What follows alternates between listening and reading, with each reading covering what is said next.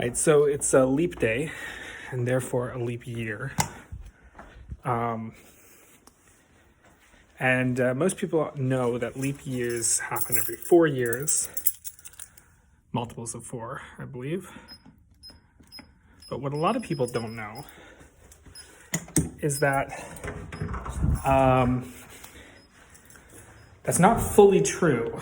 Doing a leap day every 4 years is not quite enough to sync the time up. So we actually skip a few leap years. Particularly, or the way we do it is that if the year is a multiple of 100, it's only a leap year if it's also a multiple of 400. So the year 2000 was a leap year, but 1900, 1900, 1800, 1700, those weren't leap years.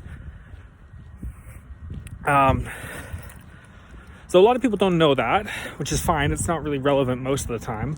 But one of the groups of people who didn't know that were the people who made the original spreadsheet software Lotus 1-2-3, which was sort of a killer application back in the day. One of the first, I think it was like the first major spreadsheet software that lots of companies used. And many of the, right, so in Lotus 1-2-3, 1900 wasn't a leap year, which means if you had calculations that extended back more than like the however many years you had to get to, if you extended back that far, there would be an extra day in there that wasn't really present in real life. So there's sort of a phantom day in 1900 in the Lotus 1-2-3 spreadsheet application.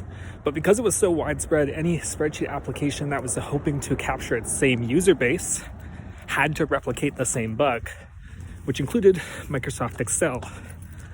And then, subsequently, Microsoft Excel became so popular and widespread that anybody emulating Microsoft Excel to make a spreadsheet app, so basically anybody who was making any spreadsheet app, had to also recreate the same bug originally implemented by the team at Lotus 1-2-3. So, the year 1900 was not a leap year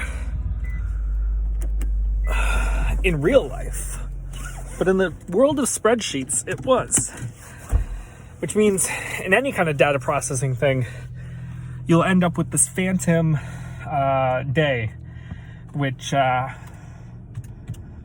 is basically a feature maintained at this point by any program going forward.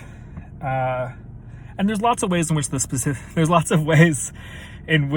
Microsoft Excel's kind of specific data handling has warped how we understand data. Like I think recently they changed how some DNA sequence stuff is recorded because it was so common for people to have their stuff automatically formatted into dates in Microsoft Excel and things like that.